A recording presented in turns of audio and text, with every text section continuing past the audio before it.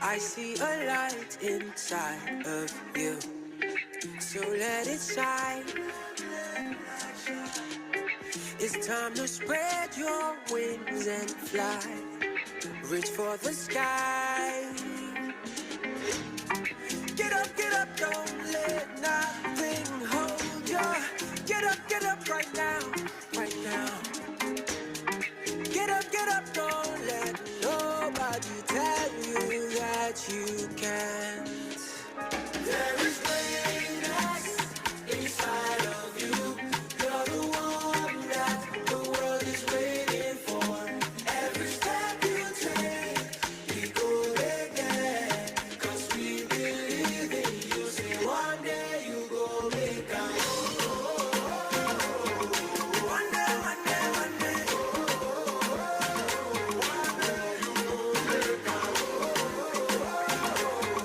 One day, one day, one day.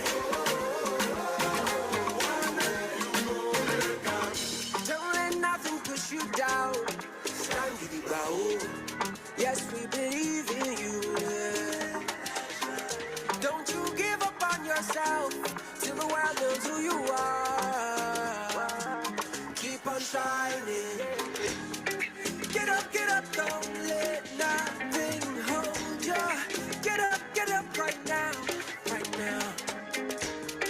Get up, don't let nobody tell you that you can't. There is greatness inside of you. You're the one that the world is waiting for. Every step you take, we go there, cause we believe in you. Say one day you go make out. One day, one day, one day. One day you go make out. One day, one day, one day. One day you go make out. One day you'll be like the sun. Say one day you go shine. Access, more than banking.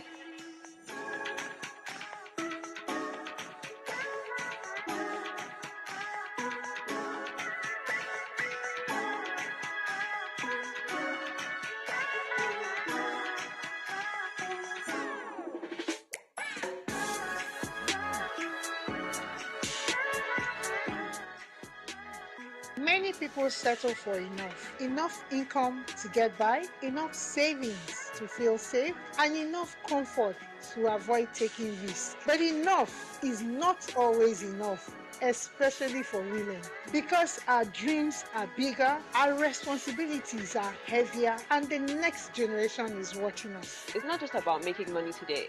It's about building a financial legacy that lasts. One that can weather challenges, one that grows over time. One that doesn't stop with you, but continues for your children and your children's children. This is why the W initiative of Access Bank, in partnership with Coronation Group, is inviting you to an exclusive webinar titled Building a Financial Legacy, Creating, Protecting, and Transferring Wealth, designed to show women how to move beyond the comfort zone of just enough into the confidence of building more than enough. You'll learn how to create and protect your wealth, make informed investment decisions, and put the right structures in place to secure your legacy. This webinar is scheduled to hold on Thursday, August 21st at 3 p.m. Whether you're just starting your financial journey or looking to refine what you've built, this session will give you the clarity and tools you need. Our goal in the W initiative of Access Bank is to empower women to live in holistic wellness, financially, emotionally, and mentally. We believe that true empowerment means having not just the resources to survive, but the knowledge, confidence, and systems to create generational impact. Sign up now using the link on your screen. See you there.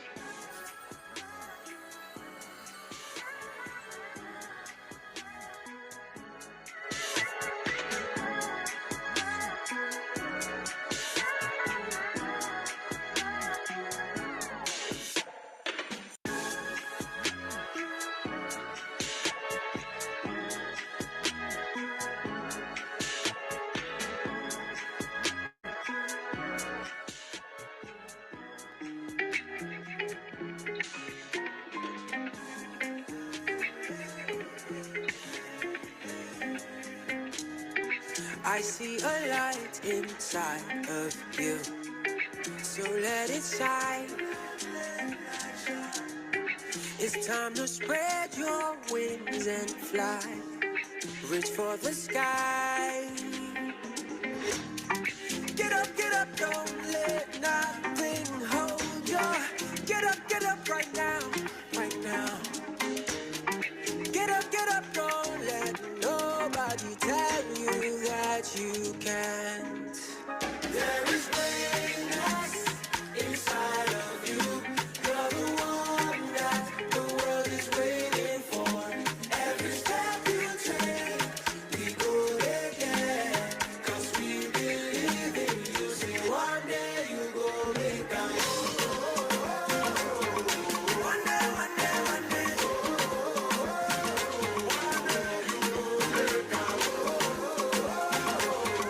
One day, one day, one day.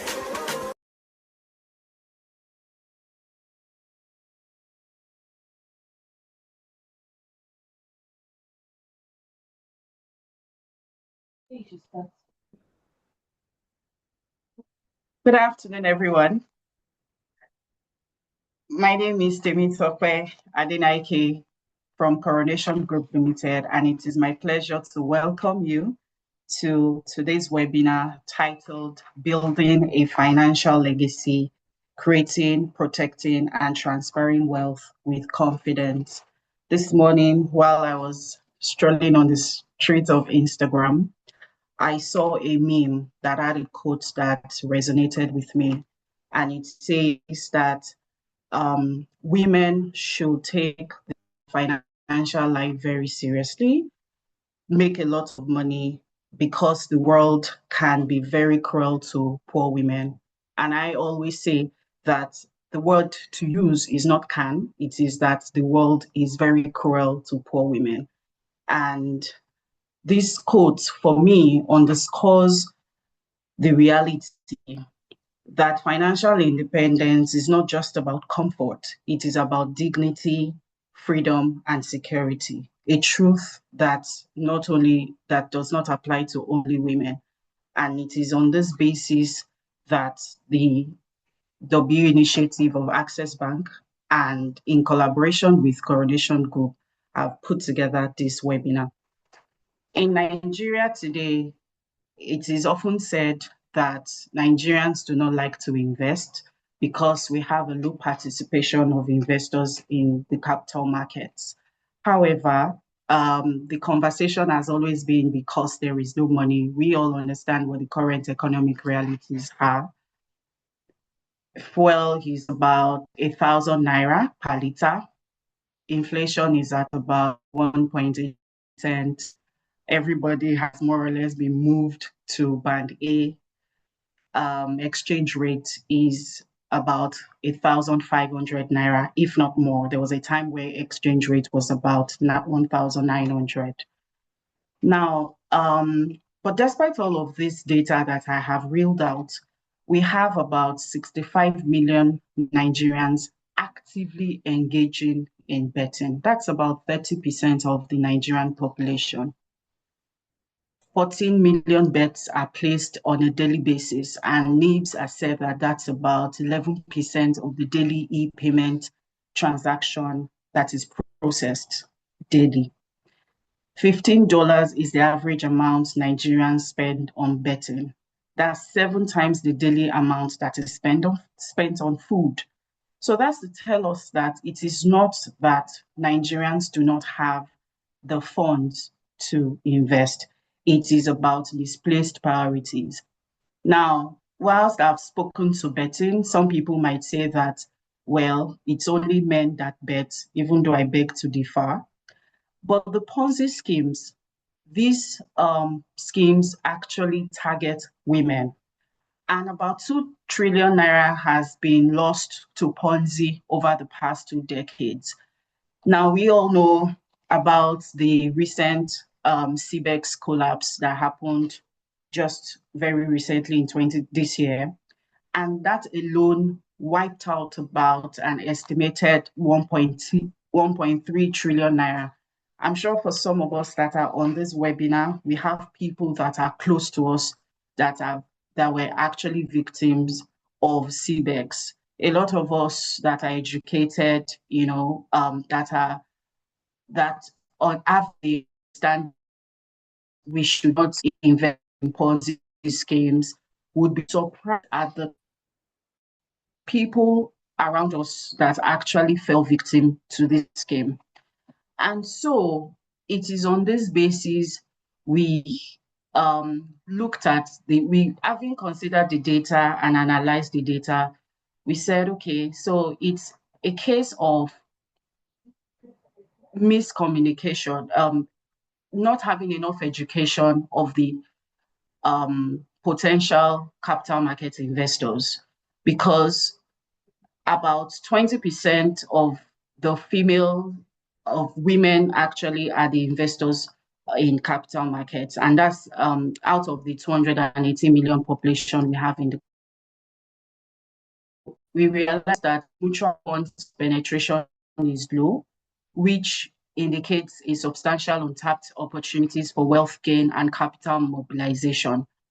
In Nigeria, as at August 8, 2025, about 953,562 unit holders. That is the number we have for unit holders across all public investment schemes in the country.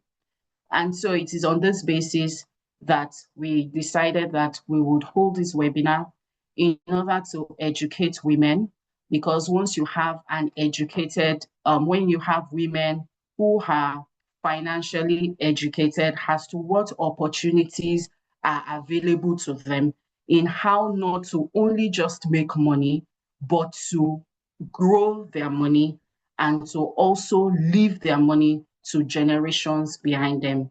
So this webinar is to serve as a guide as to how women can seek out opportunities for growth, independence, and long wealth creation. And with me today, I have four brilliant women speakers.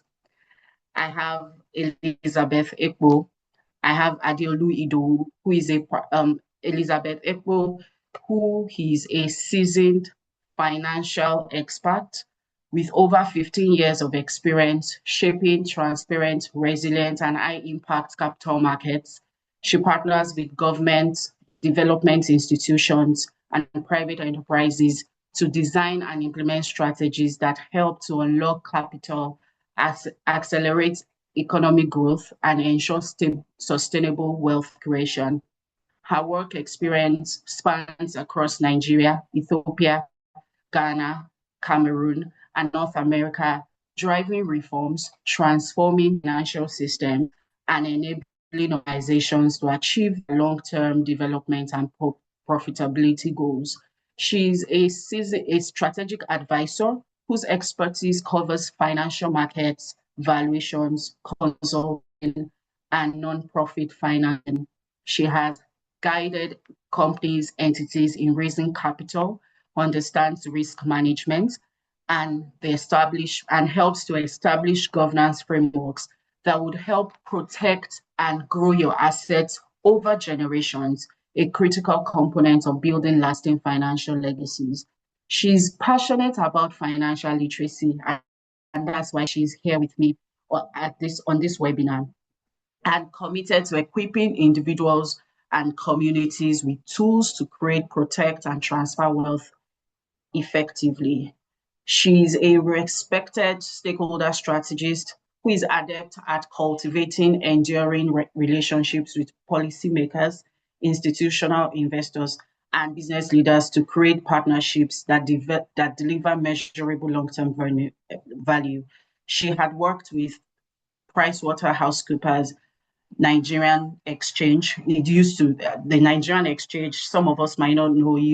Was formerly called the Nigerian Stock Exchange, KPMG Professional Services, and national regulators. And she has, in her career, she has helped to design policies and initiatives that strengthen financial ecosystems.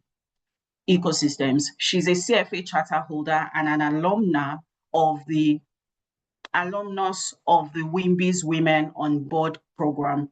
She holds a BSc in economics and an MSc in financial economics from the University of Sheffield, United Kingdom. Outside of work, she finds inspiration in travel, reading, and exploring diverse cultures, fueling her commitment to lifelong learning and impactful change. Also with me is Olufunke Olumide, pardon me, please. She's a managing partner at the Legacy House Multi-Family Office and also a partner at Equity Partners. She's a seasoned executive and legal advisor with over a decade of experience supporting African families, individuals, and businesses in building sustainable structures for generational wealth success. She's the manager, as I said before, through the Legacy House. She designs tailored trusts, governance systems, and family office structures that reflect the values of Africans and protecting what they have built, creating room for growth across generations. She's also a partner at Equity Partners, a private client advisory firm, and she co-founded the African Family Business Network, a growing platform designed to support African family enterprises. She's also plays a strategic role in WIMBY's corporate planning and dialogues shaping the future of women in law and leadership. She's also a member of Gaia Africa. It's a private club for Africa's top 5% of female leaders. Also with me is Adeolu Idowu. She's a partner at the law firm of Aluko Body, and she heads the private wealth practice. I mean, looking at the profile of my speakers, you'd see that we have brought people, seasoned, experienced people who brings not only the theoretical aspect of financing and investment, but also the practicality of it. And Adeolu Idowu has 3 decades of experience in law across diverse sectors, including private wealth, oil and gas, and telecommunications. She has held significant positions as the first company secretary at MTN Nigeria, oversees corporate governance matters, and she also served as a director legal services at Etisalat Nigeria. She has a lot of experience ranging from corporate governance, risk and compliance, along with a proven track record in implementing effective compliance programs, along with the experience and skills she has garnered at the firm of Aluko Body.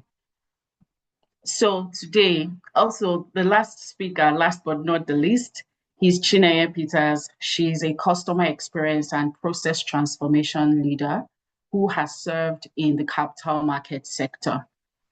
She has been involved in process optimization and product management and has a track record in centric transformation.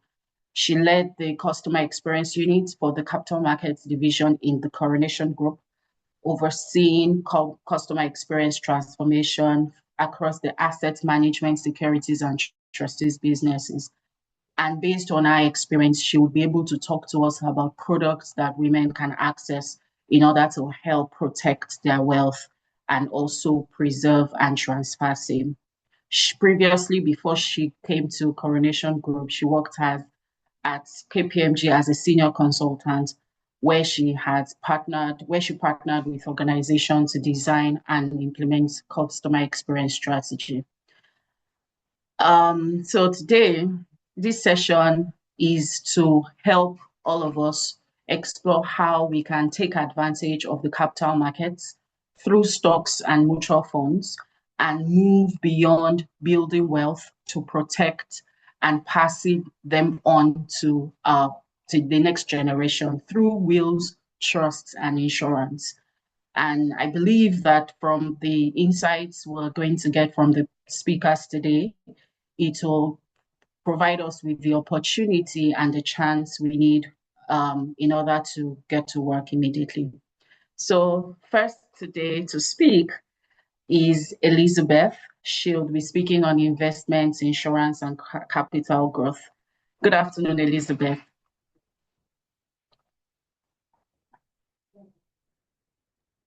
Hi, good afternoon to me, Tope. Thank you very much. Welcome to today's webinar. How are you doing this afternoon? I'm fine, I'm doing great. And how are you? I'm very well, thank you. Okay, that's an impressive CV that I read out earlier, and looking into your experience and what you have done in the past and what you currently do, I was wondering if there's a way women can move from financial comfort to sustain financial asset growth, right? Because we understand that some people, I know that we have different categories of participants on this call. And for the men on the call, sorry, it's not like it's not a segregation. It's just that this is a women focused webinar, and that's why it appears that I'm just talking about women, right? But I'm sure that you'll pick up pointers that would also help you in your investment venture. Right. So having said that, we know that we have different categories of women on this in this session, and we have those that are looking to how to grow their money. We have those that are moving from who would like to move from, oh, they are stable, they want to move from that stability to comfort. We have those that want to move from comfort to sustenance of the growth they have acquired. So how would you advise they go about that, please? Okay, so let me say good afternoon, good evening, or good morning to our participants today, because I believe we have people participating from different parts of the world. So it gives me real great pleasure to be part of this important conversation today on building financial legacy. Because today, when we talk about wealth, we're not just talking about money in bank accounts. We are talking about creating independence, creating freedom, creating resilience, creating opportunities, that can be transferred from one generation to another. And so when you talk about moving from financial comfort to sustained wealth growth, I think I would just like to make a difference, to identify what the difference is between the two. So financial comfort is a good place to be, and it's a place where a lot of people really are right now, where you have a good job, you have a car, probably have a car, probably are able to travel once in a while, you have some savings in your bank account, and you are relatively able to meet your day-to-day needs without any struggle and stress. And so, and it's a very good place to be, right? But after I realized that financial comfort focused on just security at one point in time. And so we need to move from financial comfort to sustained wealth growth. And what's sustained wealth growth? On the other hand, sustained wealth growth is basically increasing your net worth over time so that you have the freedom not only to meet your needs, but to also live the life or meet your desires or your dreams from time to time. And that's basically the difference. So you see that financial comfort, which is a safe place to be, and security without growth is risky. And what we say is without growth in that world is risky because disruptions happen anytime, right? You have inflation that's eroding value from time to time. We have external shocks, lifetime shocks. COVID-19 is one good example. Medical crisis is one good example that can drain your finances if care is not taken. And so you realize that that comfortable place, not just no longer is comfortable because your wealth is not growing over time. And when we talk about growing wealth over time, what do we mean? We're talking about building and investing or creating assets or building assets or investing in assets that yield positive returns over time, that compound growth and increases that net worth over time. And today we are talking about even transferring just beyond your lifetime to a generational wealth creation, meaning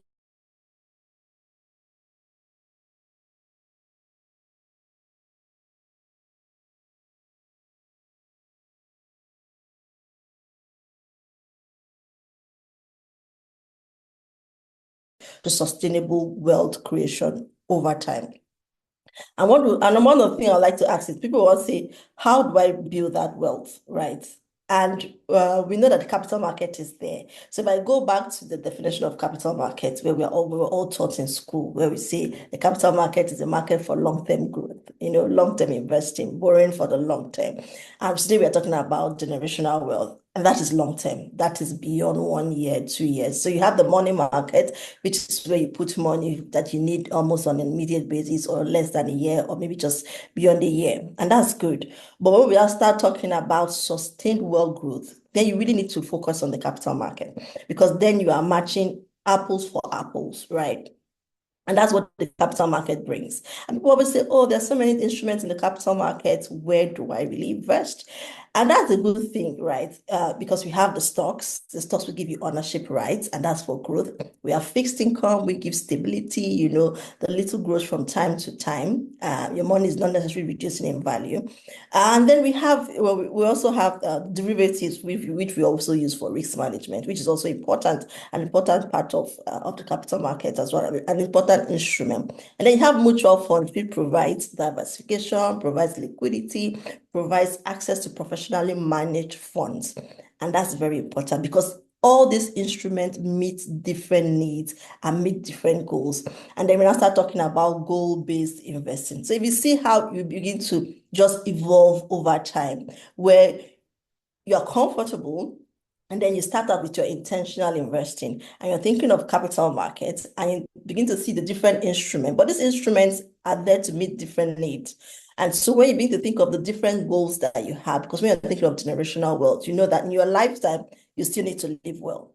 But beyond your lifetime, there are still goals that you need to meet. So there's a house to buy, there's children education to fund, there's traveling that you need to go for, there's the trust fund probably you want to set up for your kids, where we're talking about financial literacy. And each of these instruments is there to help us meet that need. So if you're just investing for investing, you realize that you might just be shooting blanks, right? Because if I be investing, you realize, oh, I have this need and I'm not able to meet it because you're using the wrong instruments for the wrong purpose as well. So it becomes important for you to first identify what are your goals. And that's what we talk about goal-based investing. So it's not just about making money, it's about aligning your money with meaning, aligning your money with purpose, right? And that where you then begin to determine, okay, so what is the best instrument? Meets this that is in line with what I have, risk appetite, line with the all that is really important in determining which instrument to buy and how long to hold it for in the market. But again, capital market is built on trust, right? So people always say, how do I trust that my money will be safe? And we've had scenarios in the past where, people have been cheated or people have felt swapped by the capital market. And but we shouldn't let that hold us back. And that's where we have the regulator. We have the Securities and Exchange Commission, which is the apex regulator of the Nigerian capital market. And one of the things that they are there to do is to create an enabling environment for the market to thrive. And that's why they have all these rules in place that ensures that the disclosures, investors know what exactly they are getting into. They even have the compensation scheme that compensates investors who may be rightfully swapped by legal operators in the market. So they have schemes like that available, right? And they also have a website where you can go to get information about licensed operators that you should actually be engaging with. So you see people offering all sorts of products and everybody wants to invest. But I think the first place to start is this person I'm dealing with, is that the right operator? Is this a licensed capital market operator that we trust? Because the SEC has done some level of due diligence on these individuals and companies before licensing them. So important that you always ensure you're dealing with a licensed capital market operator, like Coronation, like Access Bank. You're ensuring that you're dealing with licensed operators in the market. And then you're then sure that your money is safe to a large extent and also have the discipline to remain. The market is a long-term game. It's not a quick rich scheme, right? It's not money that you put in today and you take out tomorrow and you think you're going to create wealth. It's a long-term game. So it comes with discipline, and it's not just about luck, discipline and staying invested. It's better to stay invested in the market than trying to time the market. Nobody knows when the market is going to, but over the long run, the market will always yield positive results for those who stay invested in the market. So basically, using the right tool for the right job is what makes the difference, ensuring that you're dealing with the right participants, and also ensuring that your goals are being met and are aligned with the purpose for which you are investing. I'll just stop there and then we can take it from there for any additional questions. Thank you. Okay, thank you so much. Thank you so much, Elizabeth. Like you said, it's about playing the long game, compounding interest. It's not a short game that you put in your money and then you want to quickly run out. You might get burned. And like you also talked about investors' protection, in addition to what the Securities and Exchange Commission does, which have said the Securities and Exchange Commission also has a blacklist, for invest scrupulous, companies that pose as capital market operators. And so it's important for new entrants or even those that are already in the capital market space to also always update themselves. But most importantly, all the things that Elizabeth had said, I just want to make a point here that there is none of this service that you are looking for that we do not provide at Coronation. Have the asset management business, a business that can help you with your investment, whether in money market, balanced funds, dollar and income, and fixed income funds. Whether you want to do the short term, even though we say you should stay and play the long game, we have seasoned experts, financial experts that will provide you with the requisite um, advice that you need as to what to do. Now, I have a question regarding insurance, right? What is the correlation, right, between investment and insurance? Because most people, when they talk about insurance, they just think that, oh, it's when you lose your assets, the insurance will pay you back in order for you to replace it. But considering the fact that inflation has been on the rise in the country, sometimes that payout that you're getting might not be sufficient to replace that asset. So how do you use your investments? How do you leverage with insurance in protecting your assets and also investing wisely? I hope I'm clear on my question. Yeah, I mean, I'll really try to merge the two together because now you have moved from savings to growing your savings and it's through investment, right? Now, but we Yeah. know that wealth is fragile, right? And as you gain assets, these assets, the same way that you as a person are exposed to dangers, the same way your assets are also exposed to everyday life issues, right? But so we need to protect that asset. And that's why initially I talked about three things, four things. You have the stocks that helps, that gives you growth. You have the fixed income, gives you stability. You have the mutual fund that gives you liquidity and growth as well. And then you have derivatives, of course, that helps with risk management. Insurance, a derivative is like an insurance product in the capital market, but also they have insurance, which is an asset class on its own or part of the financial system that helps to protect your wealth. And it's very important. I mean, in Nigeria, we always say, oh, Jesus is the one that's keeping my wealth. But things happened. Things happen. We have you imagine that you have pulled out all your savings, you have been investing, you have this goal-based savings to buy a car, and you suddenly buy this lovely car. And as you're walking around the road, a downfall driver rams into you. What's the downfall going to do? Just going to double left for you there and say, ah, madam, I beg, no vex, I beg, nothing, nothing. Where do you start from? Where do you get, especially now that cars are so expensive? And that's where insurance comes in as well. Insurance helps with risk management. They help defray that cost, right? So how does insurance work? Insurance pool from different people who have insured their assets. And the principle is that out of that pool of funds, so if you have maybe 100 in a pool of funds, maybe only 3 or 4 will have a claim. And we can use the assets that have been pulled from this other 96 people to pay off those 4 people who have, suffered a loss. And that's basically how it works, right? And if I give a practical example, during COVID, we saw what happened during COVID, no, during the NSAS, Yes. where shops were Yeah. being bought. Imagine as an entrepreneur, you've put your hard-earned savings to set up a shop, and all of a sudden that nobody's praying for that to happen, but that can happen anytime. And then you are Yes. back to ground zero. So those that had their shops and their goods insured had the leverage to start from, even if the insurance will not pay for everything. But if you give you at least an 80% to start, you're starting from a very great place, and you can easily just, come back to business as if nothing happens. That is a lifeline that insurance gives for anybody who is invested. As you begin to acquire assets, you must begin to also think of how do you protect this asset. And this insurance is just even beyond your physical assets, even your health. We need to talk about health insurance. We're seeing situations where people all of a sudden have cancers, all of a sudden have different ailments that we are seeing, significant ailment that, drains your finances, especially if you are still in that financial comfort zone, right? And all of it. I mean, I had a friend, and at some point they had to tell themselves, like, look, dad is in the hospital. We are spending so much every day, and we're not seeing improvements. And so we're just going to take him back home and just do a palliative care for him.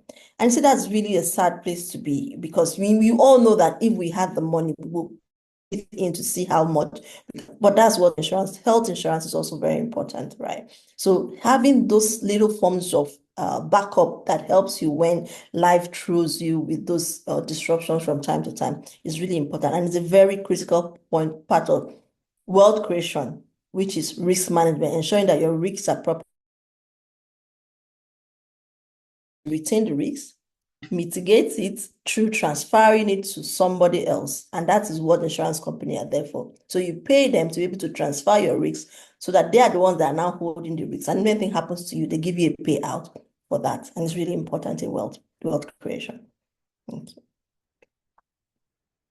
Thank you so much for that. I mean, that's very, very insightful, because a lot of people do not understand that insurance can be so much more, right? It's a tool that we can use to not only mitigate our risks, to protect our assets, it can also be used to multiply our wealth. And so thank you very much for that. And also to just mention here, I'm here I'm not only here as a moderator, I'm also here to sell my business, right? Coronation has an insurance business which you can access either through directly from Coronation Insurance PLC or Coronation Life Assurance Limited websites. You can also access our products via the Access Bank banking software platform. And so if it's something that you're looking to considering, I mean, after attending this session, I don't see reason why you shouldn't, look at taking out a policy, an insurance policy. We have a policy that caters to everyone, whatever your need might be, whether it's life, your business, health, a life policy. We have a product that will cater to you. Now, for some people, women, it's often said that women will have a low risk Money. Even though we have seen some sovereigns default in bonds in recent times, but well, yeah, you tend not to lose money. It's a very high chance that the government will always pay you back, because at worst, what will happen? They'll print more money and pay off the debt. So it's very safe assets, but the returns are usually also quite small as well. And then you then go into your fixed income or your fixed deposits, which are with more commercial type of banks, meaning if the bank fails, probably will lose your money, but then there's the deposit insurance that caters for that. So you begin to invest higher returns, a little bit more higher, but stable returns. You get your returns as when you get your money back. Your money is invested for a particular point in time, 90 days, 80 days, 120 days, whenever, and then you can get it back. And then you begin to go into mutual funds.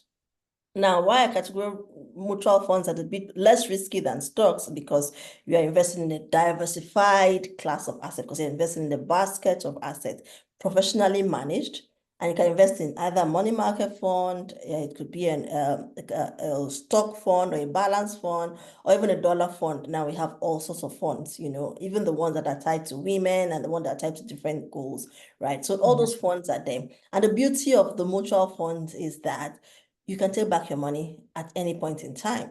So sometimes maybe you need to stay invested for maybe 3 months, that's 90 days. And at which time, if you want your money back, the asset manager tends to pay you back your money within 24 or 48 hours, depending on the terms of the mutual fund. So yeah, you begin to invest in that. And that gives you exposure to, so imagine that you want to buy Dangote, you would like to buy Nestle, you like to buy Seplat, you like to buy all these sexy stocks, that are making money, but really your capital is really low. But with the mutual fund, you can have access to that diversified asset class at a very low entry point. So with 5,000, I mean, I think I've seen some mutual fund with even 100 naira. So you can 5,000 naira. or 1,000 naira, you can actually invest in those mutual funds to meet your need at every point in time. But as you begin to go, then you now want to talk about investing in single stocks, right? Okay. And of course, the stock market can be a bit volatile, but that's why Yes. we say the long game. You have to play the long game because the Yes. market always have its turns. I mean, there were times pre-COVID, just at the beginning of COVID, market were down. But by the end of COVID, market was up. Today, again, the Yes. market is rallying up. Early this year, it looked as if nothing was happening. So, Yes. I mean, I even made a mistake earlier. Like, oh, I'm not sure that I took out some money, but now the market is like haywire. And you're like, so you just have to play the long game, stay Yes. invested, Yes. consistent, have maybe do Yes. a dollar cost average where every month you say this particular amount is going to this my investment account, and this is what I'm doing.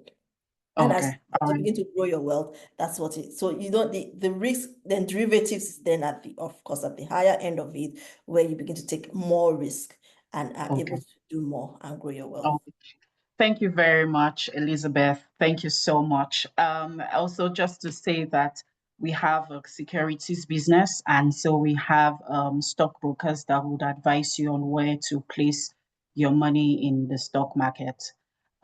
So Adiolu, hi. I'm so sorry. I was carried away with all the nuggets Elizabeth was dishing out. So I'm coming to you now. And I think I wanted to talk about life uncertainties, and thankfully Elizabeth said something about life uncertainties. Now, we all know nobody prays to fall ill, nobody plans to die untimely. But as women, who do you think should have the responsibility for estate planning? And at what stage in life or business should it ideally begin? We all know that a lot of times when you talk to people about estate planning, they come up and say, "Oh, are you wishing me dead?" Right? My mom recently clocked 65 and she retired from the university after about 43 years of meritorious service. And then I just mentioned to her that, "Mommy, are you considering writing a will?" And you had to hear her response. And I looked at her that I can't believe that this is my mom's response. As a lawyer, my mom believes that, "Do you want me to die now?" I said, "No, Mommy, I'm not wishing you death, right? But it's just very important." So, at what point should men and women consider estate planning? At what stage in our life or business should we consider that?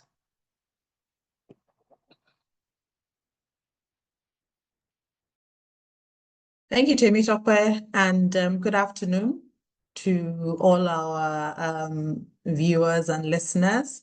Thank you very much. I'm very much honored to have been asked to speak. So in terms of at what point, I'll first start with, what is estate planning, perhaps, and not assume that we all have the same understanding. So, and it's really quite complex because it's really, and perhaps that's why your mom sort of shied away from it. And some of the things we don't realize is that we plan our estate regardless, whether inadvertently or intentionally. We take certain steps that are, in essence, planning our estate as we go along our lives on a day-to-day basis. So it's really the management of an individual or, say, a family's financial situation in the event of their death or sometimes incapacitation as well. And it usually includes perhaps the bequest of assets or interest to heirs or beneficiaries, or addressing their assets in a certain way, or the considerations like the guardianship of minor children. So taking steps as to how your interest, assets, things that you value are managed, when you're no more able to do it yourself, is what estate planning is, right? And in terms of who should then take responsibility for that, it really depends. And, our conversation today is really focused on women and, so, but nobody is an island. And we find that in terms of having those, determining how and one's estate is managed when one is not able to do so, there are various people that are involved. And individuals will initially start in terms of identifying for themselves what they feel that they want to, the assets that they feel that they have, that they want to address in an estate plan, and then to determine who are the people whose interests are intertwined with theirs in respect to such assets or such interests that they own. So for instance, if you're talking about real estate assets, if you're talking about money, things that you hold personally in your name. So you could have conversations with your children, your spouse, and other people that you perhaps would be your beneficiaries or people who would potentially have an interest in those assets, right? So and then if you're talking about a business, then you should potentially be having a conversation with your business partner as to, in the event of my not being able to manage whether the shares or my interest in the business, who do you really want to pass this on to? Is it your son that I don't like or your husband that I don't get along with? So if you can just imagine that, the decisions you make about your estate actually has an impact on different people. And that's in terms of responsibility. So the individual who owns those or holds those interests would be the one that will start. And at what point you start, it also depends on, what you do have. But as I said, we start to make those decisions on an ongoing basis in our lives, even without realizing it. So for instance, when you decide you want to have your child in America, you have taken steps with regards to the taxes that child is going to make. And if your family is extremely wealthy or that child becomes somebody who's of significant means, you've planned their estate around that tax decision you made when they were born, right?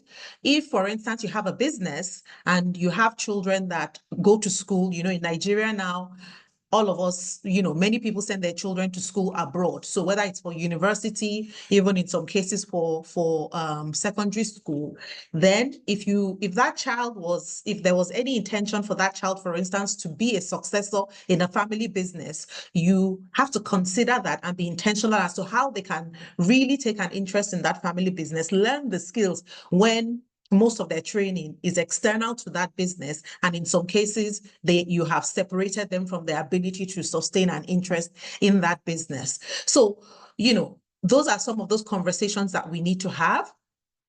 And then, so you have those conversations also with the key decision makers in a family. And for us as women as well, and I'll keep mentioning us as women, a lot of women also, in terms of whether it's the children or some women are matriarchs to a family with significant wealth or resources, those decisions in terms of how those children are raised and the values, what they study, all those things are things that women influence. So responsibility for estate planning is really in the holder of the assets and then the people who the decisions with regards to the assets can influence. And in terms of when again that happens, it's not really time driven, but really value driven. If you have land or you have a house, a decision has to be made in terms of that land when you pass on, right? So that is estate planning. If in terms of all the jewelry that women tend to have, in terms of all the bags that women have, decisions have to be made with regards to those assets, as to who do those things go, even in terms of clothing, all those things. And sometimes some people have things of value such as recipes, know-how. If, for instance, you have a business on, in terms of tie and dye, and even in terms of passing on that business. One of the most important things, and I'll just round up there before is that in Nigeria, a lot of the time, people allow their businesses to dwindle before they make decisions with regards to succession planning.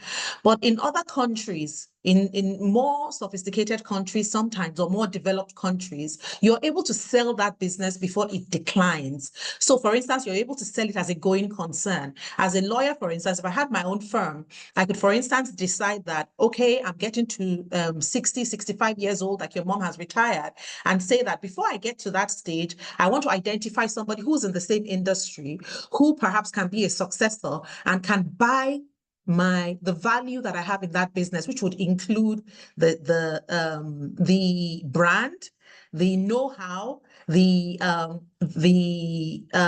business as it goes on, in terms of take my place in terms of the employees, take my place in terms of serving the partners, which are critical things of value that somebody can buy on. And then you take that money and then you can retire on that money if you want to. And the same thing goes on for whether it's a lot of women are in fashion, a lot of women are in catering businesses. Those things can be sold as a going concern. So I think, in terms of estate planning, those are the key considerations that we have in terms of time, in terms of when, in terms of who. Thank you. Thank you so much, Adelu. I just wanted to note here that, do you know that there are some designs, some Adire designs that are lost, that there is nobody, even in the families that were known for those designs, right, in Abeokuta, there is nobody. That knowledge was not transferred. Now imagine if they had access to this kind of education, they could have actually gotten somebody that would document that process, that technical know-how, and it could have been sold or even preserved. And now there are certain old Adire designs that you can never find in the market, simply because that technical know-how and knowledge died with the last person that had it. And I like to mention here that at Coronation, we have a trustees business. There is nothing in financial services that we don't do at Coronation. We have a trustees business, and we advise on estate planning, trusteeship, wills, name it. We are going to provide it. We are available to provide the service. Okay, so let me quickly go through to Olumide. Hi, Olumide. Good afternoon. Hi, Temitope. Good I'm afternoon, so everyone. sorry. No, I it's okay. apologize once again. It's Okay, okay. now we've Yeah. been talking about wealth preservation. We've been talking about estate planning and what have you. So I would really like you to walk me through the key legal documents that you think as a woman I should have. There are certain, like we have previously discussed, there are certain life uncertainties that nobody plan for.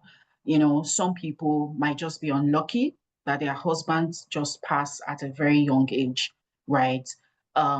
Some, they don't have the opportunity to plan.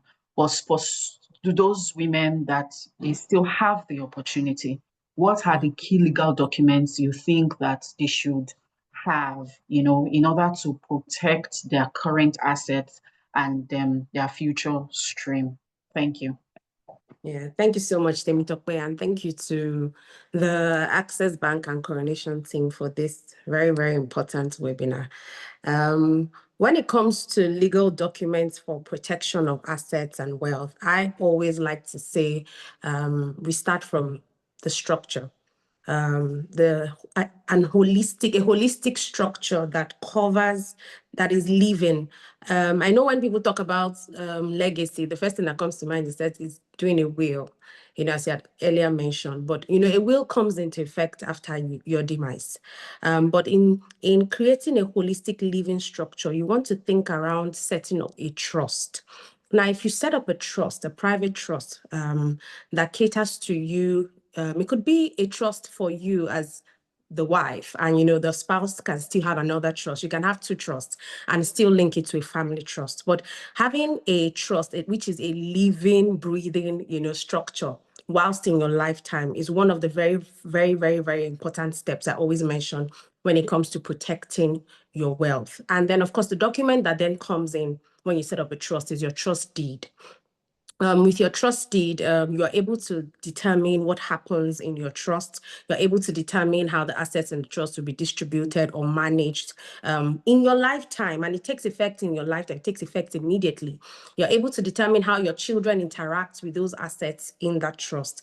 In addition to a trust deed, I would also mention a family constitution. So if we're setting up a joint trust or family trust with your husband, I'll mention, a family constitution, which really codifies of what the family is about, your values, these things that you mentioned about, the adire styling and all of that. So the values for the family, the things that are important, the core values, the core systems that the family is looking to, how the family members and even the third generation interact with the assets in the trust. All of these things can be codified in your family constitution. In addition to this, you can also, for women who have businesses, I always say that another protective document would be your shareholders agreement, for example, with your partners, your partnership deeds. If you were in paid employment, you want to start thinking around, your insurance schemes, all of those documentation are the documents that, I believe that if a woman puts together, she should be protected to a large extent. Yeah. Thank you very much. You mentioned shareholders agreements. I've seen women do businesses with their partners, whether spouse or friend, and they just say, "Oh, she's just my friend. We've been friends since childhood." Roles are not defined. You do not know what happens to the business in case or something happens to the other person. They do not even discuss, there's no discussion about how to share the proceeds, profits from the business, and what happens to the business if somebody becomes incapacitated or the person is gone. They don't know how they are going to pass on that business or whether it should be wound up. People can actually decide that, okay, after we've done this business for 40 years, because we've not been able to identify somebody that would carry on the business, someone with shared values, right? That would carry on the business.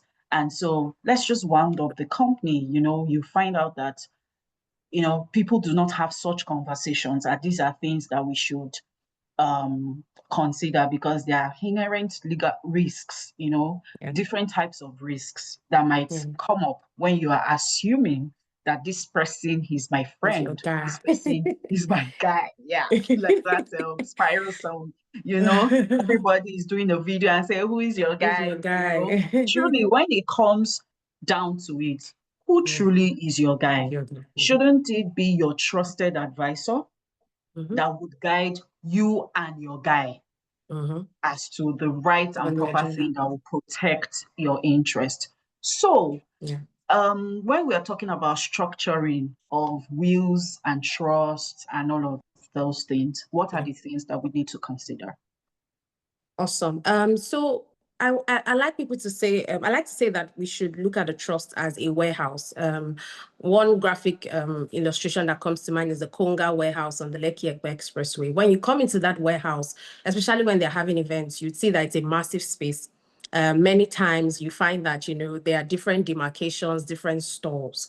So I like to say that, see your trust as a warehouse for all of your assets, a warehouse that ring fences the assets you want to put in, different from the assets that you still hold in your name. Now, we know people set up trust, but not everyone puts in all their assets in the trust. So some people may still want to hold some form of assets in their personal names. But once you put it in that trust, and because a trust is a separate legal person from you. So a trust has its own life. It has it, and of course, it will outlive you because it's a corporate entity. And so that trust is able to hold assets away from personal liabilities that come to you as an individual. So if you were sued, if you are going through any reputational risk and, some damages come to you, the assets in your trust are ring fenced from it. Now, in that trust, you can then have different layers, have different structures. SPVs, I call them SPV, which are special purpose vehicles for different things. In structuring your trust, you want to have, an SPV that caters to education, because I know education is something that's really core and very key to women. You're thinking around, how am I going to fund tuition and all of those, needs for my kids? You can set that up within your trust. Set up a structure whereby you say 15% of the income from the assets in the trust are put for education. You have all of that written in your trust deed. You can also have, a philanthropic arm still within your trust. You can have your investment arm within your trust. So see a trust as a big warehouse, and then SPVs and different structures as, the mini stores within that warehouse. That's an awesome way to, protect your assets. It's within a bulk. And then, of course, in your trust, you can then also mention stuff that relates to separation. I always mention that, even though the going is beautiful at the beginning, or, during the course of your marriage, it's still important to have some separation clauses. Separation, not because of mistrust, but separation because you're also thinking of the assets going beyond your generation to like the third, fourth, fifth generation. So you want to include clauses that say certain assets remain in the trust, whether a spouse leaves the marriage or whether a spouse dies, the assets remain in the trust and they still are beneficial for G1, G2, beneficial for the generations after you. Thank you. Thank you so much, Olufunke. So, whilst I would like to take a couple of questions. I see that people have been dropping questions. Okay, so before I take the questions, there's a feedback form that is being projected, that is being shared on the screen. I don't know if we can all see it, but I'll ask participants to please scan the QR code in order for them to provide feedback as to how they have enjoyed the session so far. I think that the team would also put up a link, but there's the QR code. If you scan it, it will redirect you to the feedback form. Thank you very much. Okay, so I'm looking at the questions that have been asked, and someone has asked if we have any investment plan for children education. Yes, we do. At Coronation, we have different investment plans, and so but my colleague Chineye Peters, she's also one of the speakers. She would speak to this during her session. Then, okay, sorry, I'm going through the questions. Okay. Okay, another question about products, asking how they can open a mutual fund account for their child. Yes, my colleague Chineye is going to answer this question. So, okay, so I think that's what I have so far. That's what I have so far.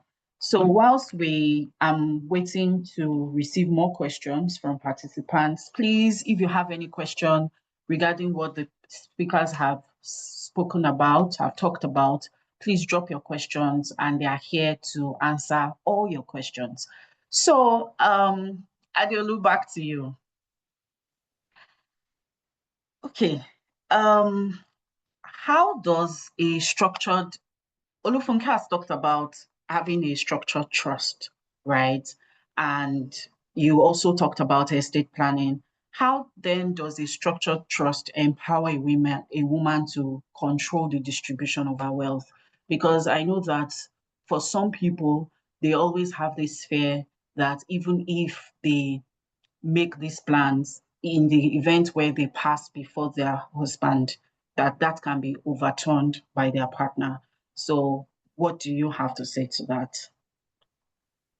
So this trust by its very nature avoids what is called a death event. So essentially the trust, once it is set up and it's running and ticking successfully, then it's ongoing. And whenever whatever happens to the settlor, which would in this case be, say, a woman that set up the trust who had the assets that were the assets or the interest or the things of value that are put into the trust. If anything happens to her or she passes on, that trust just continues without the death having any impact on it. The only thing that would happen is, whereas she may have been contributing towards the decision making through various tools that can be used, then that contribution that she was making then passes on to somebody else. And the trustees, remember, are in place to administer everything with regards to that trust. The decisions, the trust deed, as Olufunke mentioned, would have set out, the all the objects of the trust, the various things that had to do with how the trust will be administered. There may be some other additional documents that were put in place with regards to the trust. So that really is extremely empowering, because it then means that during the lifetime of that woman, she would have seen that trust being implemented, executed, and then also she's then assured that it continues in the same fashion as she has set it up. Because remember that the assets in a trust have been passed into the trust, right? And they are held. So the thing about a trust is that legal title to those assets are transferred to the trustees. And that's why it's a trust relationship, because those trustees, and in these cases, people use like trust companies, or professional trustee companies, to make sure that that element of trust, you don't have anybody that's going to make away with your assets, or anybody that's going to deal in a way that is not consistent with your wishes with those assets, or that they convert or misuse the assets of the trust or anything. So all those provisions would have been made in place, would have been put in place to ensure that those decisions are made. And some of the key considerations as well, in terms of the types of assets and the sort of structure that is put in place. And there's no one size fits all, by the way, in terms of the type of trust or even the type of planning that is done. And I know that we're focused particularly on trusts, right? But some people find it easier to do simple wills because they just can't contemplate the trust, or they don't have a size of estate that merits a trust. So they may decide that in terms of their estate planning, it should be wills, or they may also decide that they want to use a company to acquire assets, and they have maybe a holdco structure, an SPV, or a private trust company. So there's various things or methods that can be used. But the critical thing with regards to empowering a woman and to control the distribution of the wealth is to identify the beneficiaries and to ensure that those beneficiaries are the ones that continue. And as Olufunke said, you can even have your philanthropic interest as well addressed in that trust. You can decide that you want to have, educational issues addressed for your grandchildren. And that's where the concept of having, say, a trust fund baby comes on, because some children in certain schools is the grandparents or the great grandparents, or even in some cases, and hopefully in Nigeria, we'll start to see the case where that generational wealth is transferred and you do not have a death event. So essentially, the objects of the trust keep being implemented, the instructions keep being implemented, and that is how a woman with considerable means or considerable wealth can ensure that her wishes continue to be implemented beyond her death. And in terms of the key features of that empowerment, it's really those special aspects. It gives you flexibility and control. There's a tailored structuring. There's succession and continuity. The assets are protected. And then you can also have jurisdictional flexibility in terms of how it's structured. So all those critical things provide that empowerment and ensure that you're able to take control of what happens after you're gone. And as I said, any asset can come within a trust, and all those interests, even the know-how with regards to Adire, can be articulated to say that I want to pass on this know-how to this grandchild that has an interest in whether in fashion or in the process, or I have a sizable collection of ashoke. They're now selling what they call vintage ashoke now for 150,000 naira, right? I wish I knew that before my mother gave it away.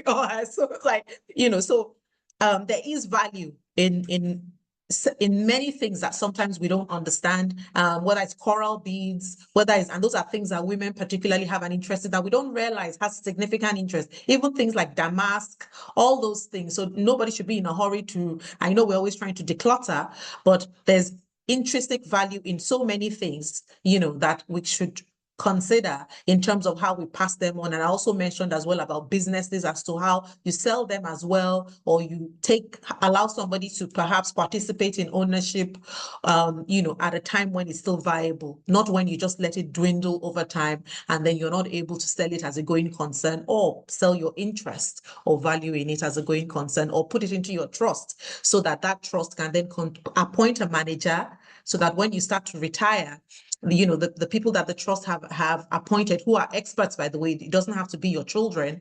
The experts that they've appointed can continue to be employees managing that business for you, and the income and the benefits come back into the family purse and can be distributed to your beneficiaries without them necessarily. So if you have children abroad who live abroad in another jurisdiction, they can still enjoy the proceeds, because through the trust, you have managers that are starting to that are working hard to keep that business running and ensuring that business continues to thrive for multiple generations.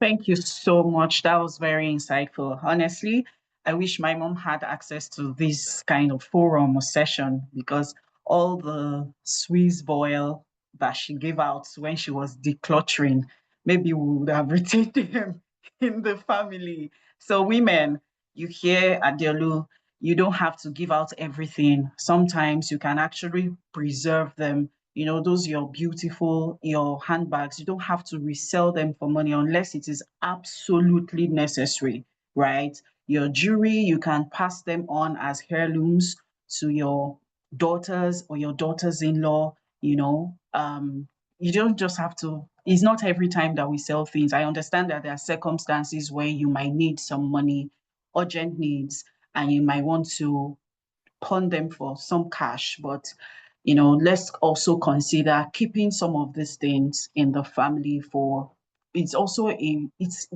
wealth preservation, right? It's a legacy. And so long after you're gone, your grandchildren or great grandchildren will actually have access, and they would use them. You can see that most of these things are coming back. It's always it's that's how it is. All these things always, they have a way of coming back. Like I said earlier, please, let's scan the QR code on the screen in order for us to provide feedback. We've also dropped a link in the chat box for everyone that can see them, to complete the feedback form. Okay, so I want to go to Chine. Okay, I want to go to Chineye Peters. Hi, Chineye. I have quite a lot of questions for you. Good afternoon. How are you doing today? Hi, Team Tope. Good afternoon. I'm doing good.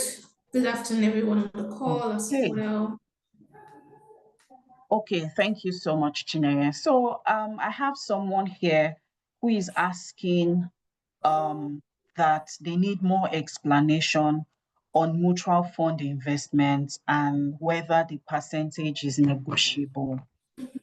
I don't know if you now want to use that opportunity to Okay. speak to our mutual funds products and the other products that we have within the Coronation businesses. Okay, thank you very much. And thank you for the question. So for mutual funds at Coronation, we have different kinds of mutual funds. We have our Naira funds and we have our dollar funds. And then these mutual funds are dependent on the kind of instruments you want to invest in. So, like Elizabeth had mentioned earlier, we were talking around risk profiling and the kind of risk you like to take. We have different mutual funds that are specific to your different risk appetite. So, if you're a low appetite, low risk appetite kind of person, you can go on with our money market fund, which is invested in low risk instruments. If you're someone who doesn't mind a bit more risk, you can delve into the balance fund or the fixed income funds. And each of these funds have different rates. Each of these funds have different yields actually dependent on the instruments they're invested in. And no is not negotiable because it's not a fixed rate, and it's not a rate that is fixed by us. It's a rate fixed by the instruments in the market. So, for example, the mutual funds are funds that are invested in low risk instruments such as your treasury bills, and we don't have any control over treasury bill yields. But the good thing is you can come in, is a low entry kind of fund. You can come in as low as 10,000 naira, and you can get yields as high as 22%, 21%, depending on the market. And it's something that compounds. So because it's not a fixed thing, you can go as high as the market goes and you can enjoy those yields. I believe that answers the question, Tim Tokwe, but just to go on, we've said a lot today. A lot has been said on how we as women need to take our investment decisions seriously. Elizabeth mentioned the need to align our money with purpose. And it's extremely important, even as women, because we've spoken a lot about different things, and all of this knowledge is really to help us take charge of our finances. No more frivolous spending, being more conscious and intentional about our finances, asking the right questions, speaking to the right people, experienced advisors, and making informed decisions. That's really what this all we have heard today is really what this is about. And it's not just about us ourselves, it's also even for our loved ones. A number of us here on the call, we Adil also mentioned the primary breadwinner and all of that. It's very important that all of the information we've gathered here today, as we use for ourselves, we're also thinking of those around us, people that can also benefit from this information. And so every woman on this call, you can be a builder of legacy, no matter your starting point. It's simply about putting little structures in place today to protect your tomorrow. So if you are just starting out and you're just trying to invest, we can help you with the mutual funds, with our equities products. If you are one who wants to protect your wealth, we also have our trustee business that can assist you with estate planning services as well. And the beautiful thing is, you don't have to do it alone. We're here, Coronation is here, a trusted partner. We can walk you along this journey. And really, it's really about going beyond here. We've had a lot of conversations, and again, it's about taking action. It's very important that the key takeaway from here is we've learned, we've listened to the insights. Let's take action today. And you can do this different ways. On Access More, you can log into your Access More account and you can navigate to the wealth and investment management module. You can start to invest in stocks, mutual funds, and if you want to speak to certain solutions tailored to your estate planning needs, we also have our team of experienced trust advisors that are ready to engage with you after this session. So I think that's it from me. Tim, were there other questions? Yes, I actually have some other questions from participants here. And what I just want to say, somebody is asking how they can claim their parents' shares after their demise. For that, I don't know if they can reach out to our Coronation Securities business. They can assist with that. Then Yeah. also somebody's talking about the Coronation Mutual Balance Funds interest, and I think that Chineye has already responded to that question, saying that the performance of our mutual funds is actually dependent on the market performance. We do not determine these rates. It is how the market performs that affects the performance of our mutual funds. Also, for the person that said they had recently filled out an e-mandate form, and that regarding their shares at Access Bank, what I would ask is if you can reach out to Coronation registrars. We have our contact center. If you just do a simple Google search, I can drop a chat from where I am for you. But if you do a simple Google search for Coronation registrars business, you reach out to any of the contact center numbers, they would actually assist with resolving this um, issue. Then also investments and asset production and protection and opportunities. we have spoken to that. You reach out to us. We are available to provide you with whatever service that you need or require. So, having said that, I would like to use this opportunity to thank my the participants at this webinar. You guys have been wonderful.